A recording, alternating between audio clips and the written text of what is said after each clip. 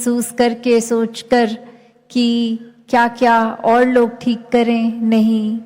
ये अपनी ही ऊपर काम करना, अपने आप को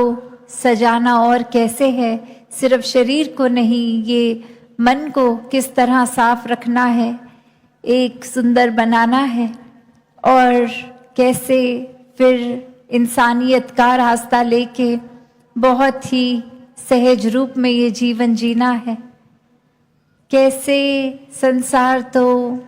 एक दूसरे की ही कमियां निकालने में हर समय लगा रहता है। जैसे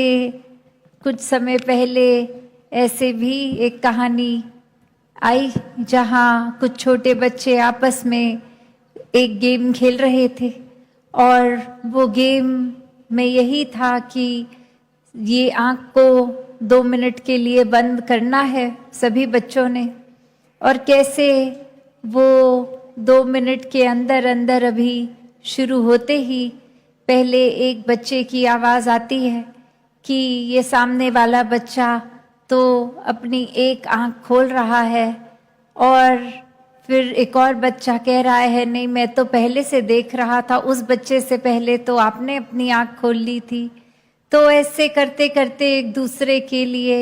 ये हर कोई कहने लग गया, और वो अब 2 मिनट जैसे ही ख़त्म हुए तो जो आखिरी बच्चा था वो अपनी आँख खोलकर फिर ये कहता है कि चलो सबने खोल ली तो अब इसलिए मैंने भी खोल ली। तो पर 2 मिनट जब ख़त्म हुए तो सभी की आँख खुली हुई थी। तो बात यही कि जो गेम का रूल था वो तो था कि 2 मिनट तक बस आंखें बंद रखनी है अपनी, और इधर उधर नहीं, बस अपनी ऊपर काम करना है, अपने ऊपर बस ये एक रूल है, इसको फॉलो करना है। और वो 2 मिनट भी नहीं, एक दूसरे की कमियां, एक गलती किसने करी, कब करी, इसने पहले उसने बाद में, ये जज बन के खुद ही वो गलती भी कर रहे हैं। ऐसा ही कुछ इस संसार का भी रूप हो गया है कि हम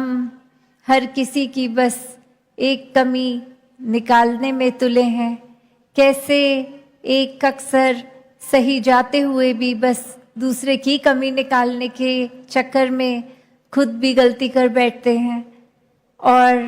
भक्तों ने तो कभी ऐसी शिक्षा दी ही नहीं, हमेशा कहा है कि खुद को ही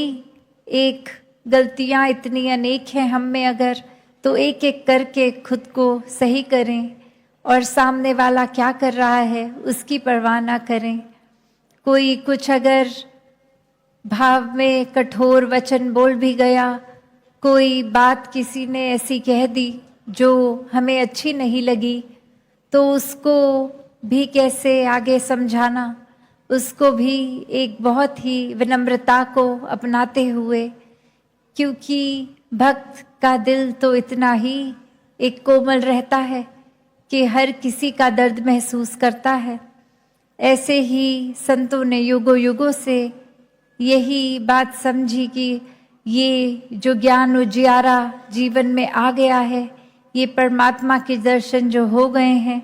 ऐसा जीवन हर एक को मिले। और जो अभी तक इस रोशनी से रूबरू नहीं है उनके भी जीवन में ये आए। कभी भी किसी संत ने इसलिए नहीं परमात्मा को पहचानने की बात करी कि ऐसे घमंड की तरह खुद को दिखाएं कि मैं तो कितना ऊंचा हूँ, मेरे जीवन में तो परमात्मा है, पर तुम्हारे नहीं, इसलिए तुम प्राप्त कर लो परमात्मा को। नहीं, कारण ये नहीं, कारण तो करुणा दया हर एक के लिए संतों के दिल में इतनी विनम्रता से ये दिल को बिछा के हर एक की पीड़ा एक समझ रहे हैं कि कैसे हमारे जीवन में भी परमात्मा आए तो और भी कोई पीड़ित ना रहे। ऐसे भावों से ही हर किसी को परमात्मा के दर्शन कराने का लक्ष्य लेके ये संत हमेशा से ही अपने जीवन को जीते गए हैं। सिर्फ बोलों से नहीं, एक अपने अंदर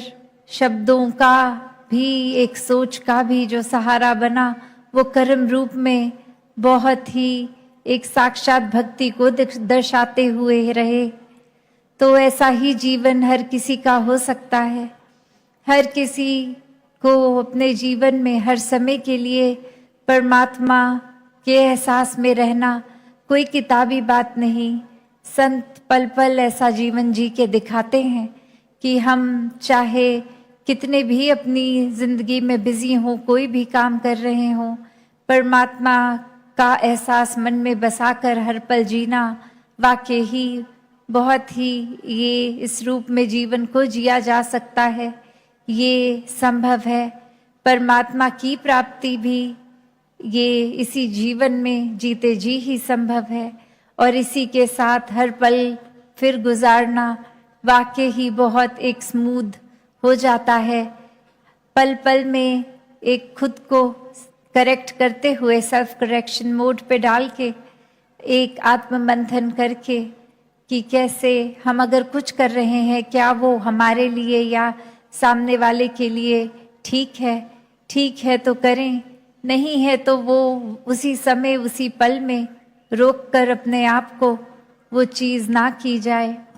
ऐसे ही आध्यात्मिक पहलू में भी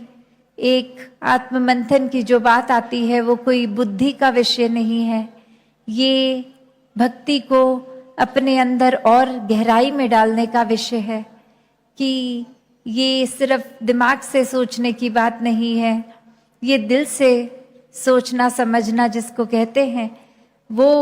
एक गहराई में जाने की बात है, अपने भीतर जाने की बात है। तो जहाँ हर कोई आज भी यही संदेश सत्संग के दौरान भी दे रहे थे कि कैसे ये संसार जो इस परमात्मा ने बहुत ही खूबसूरत बनाया है, हम अब इस संसार में आए हैं तो यही फर्ज